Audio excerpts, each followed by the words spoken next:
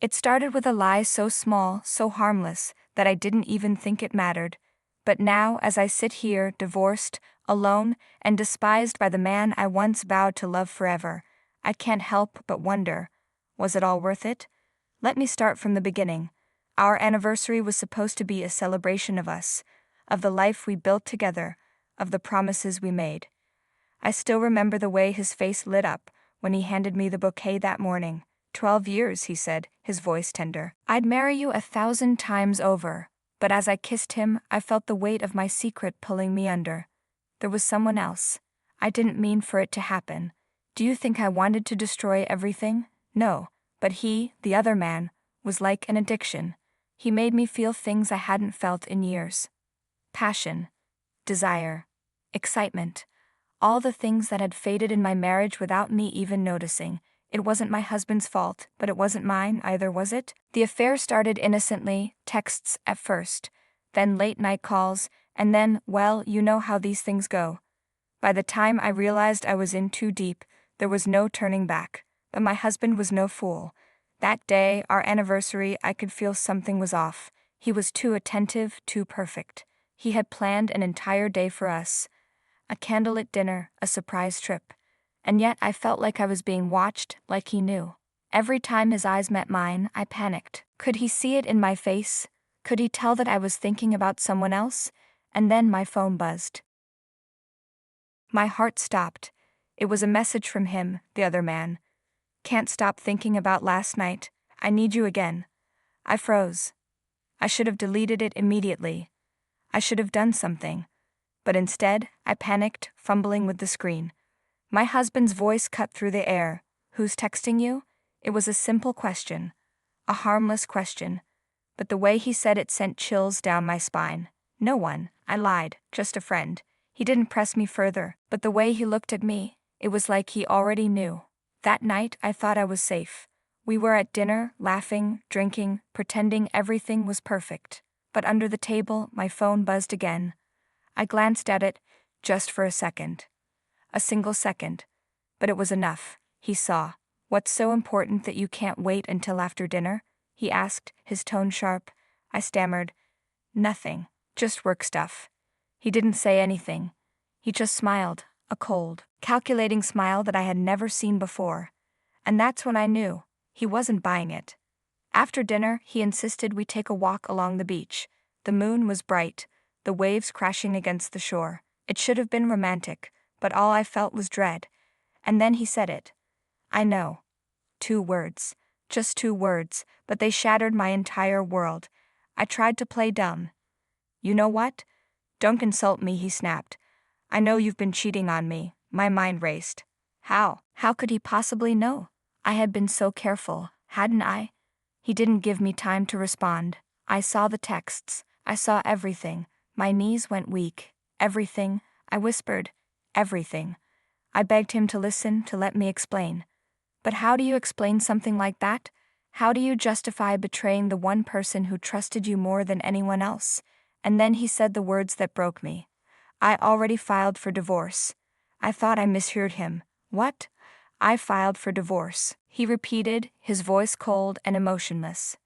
This morning, before you even woke up. I couldn't breathe. This couldn't be happening. Not today. Not on our anniversary. I begged him to reconsider. I told him I would end the affair, that I would do anything to fix this. But he just looked at me with disgust. You didn't think about fixing it when you were in his bed, he said. Why should I believe you now? I couldn't argue with him. He was right. The next few days were a blur. He moved out, taking only a suitcase. The house felt empty, lifeless.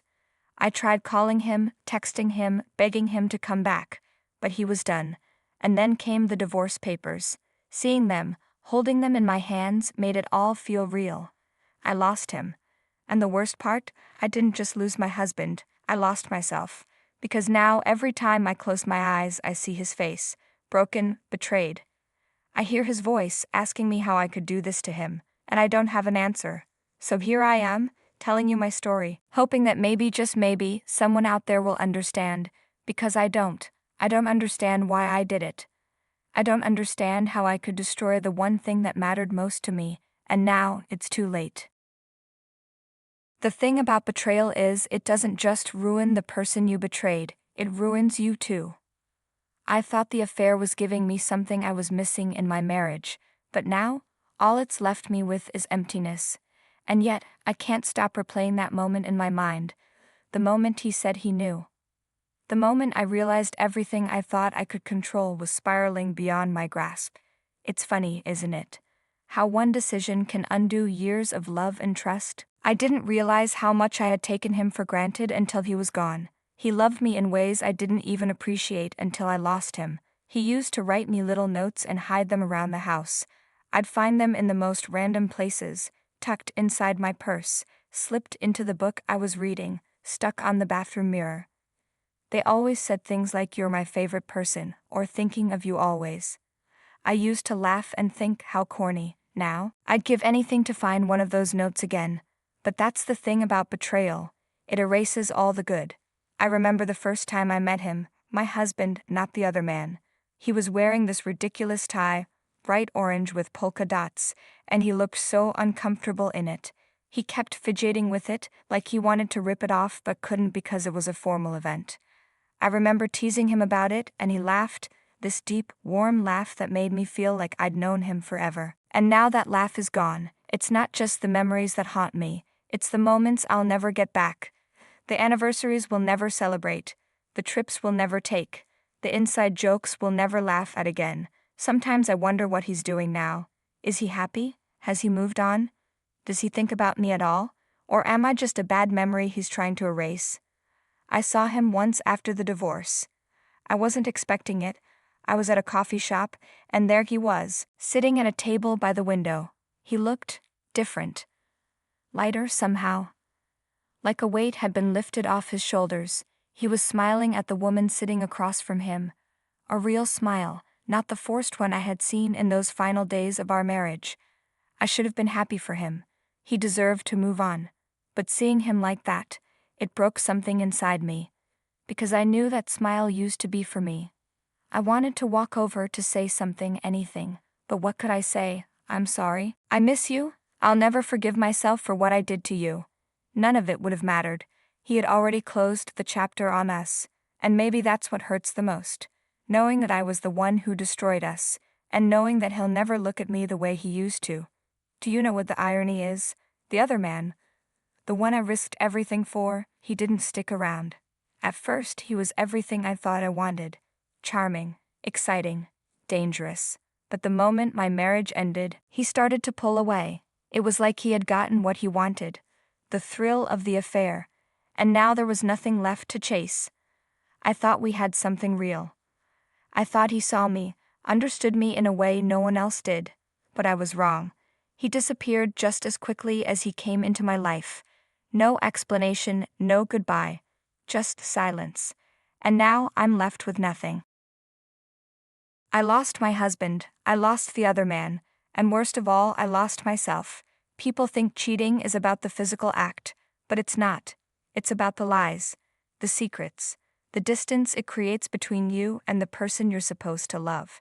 Every lie I've told, every secret I kept, it was like building a wall brick by brick. And by the time I realized what I had done, the wall was so high that I couldn't even see him anymore, and he couldn't see me. I wish I could go back, but I can't. None of us can. So I live with the regret. I live with the silence, and I live with the knowledge that I had everything, and I threw it away. Sometimes I wonder if I even deserve forgiveness. Would you forgive me if you were in his place? Could you? Maybe you think I'm a monster. Maybe you're right.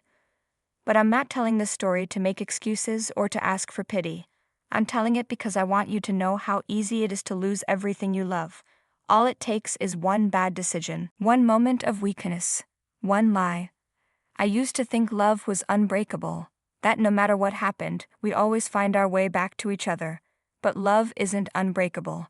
It's fragile like glass, and when you drop it, it shatters. And the worst part, you can't put it back together. No matter how hard you try, the cracks will always be there. So if you're watching this and you're holding on to a secret, ask yourself, is it worth it? Because I'm here to tell you, it's not.